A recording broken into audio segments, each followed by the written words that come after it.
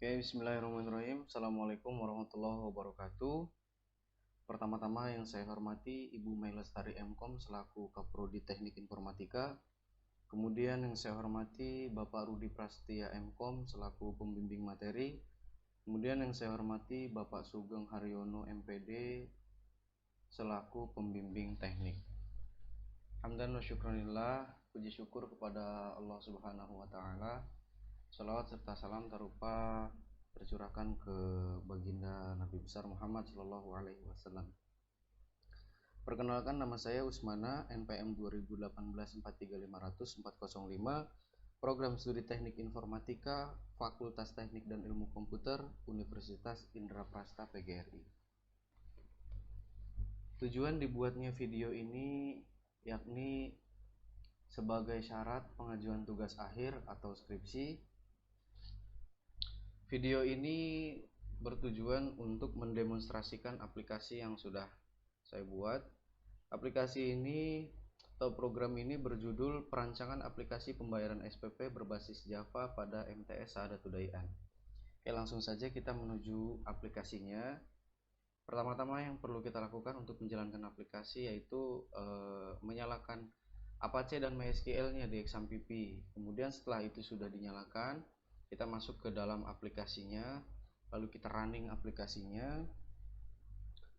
Di sini kita akan memasukkan username dan password. Username-nya adalah admin, kemudian password-nya adalah admin. Login berhasil. Pada menu utama di aplikasi ini adalah ada menu data siswa, kemudian transaksi pembayaran SPP dan transaksi pembayaran ujian.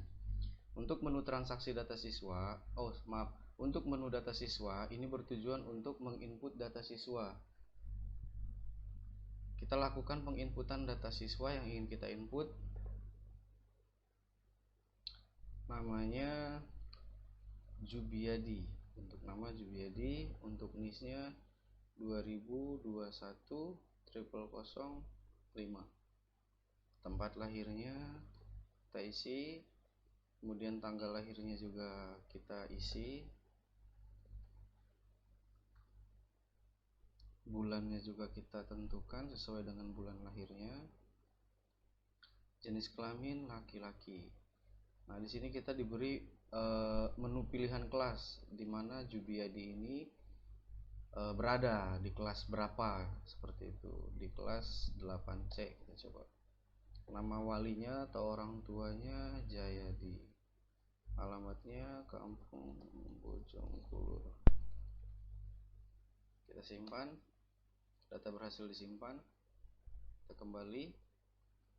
Maka data Jubiadi sudah terekam dalam aplikasi ini. Kemudian ada menu laporan data siswa.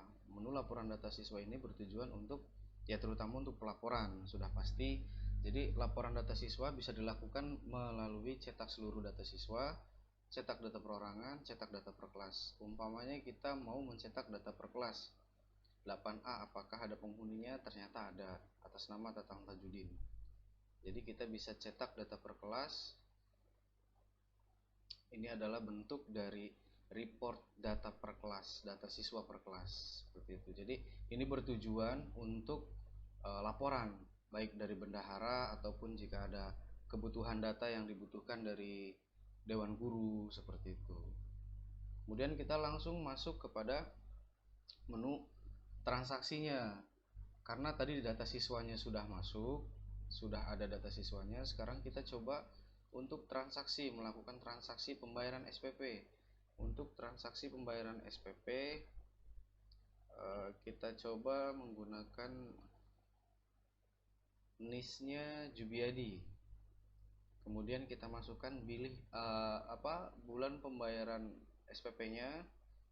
Bulan pembayaran SPP-nya kita masukkan bulan Juli atau bulan Agustus saja ya.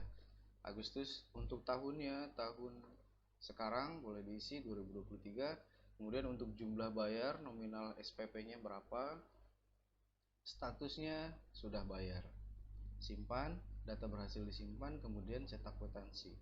Cetak kwitansi ini bisa dijadikan sebagai alat bukti pembayaran atau alat bukti transaksi kepada siswa tersebut seperti itu.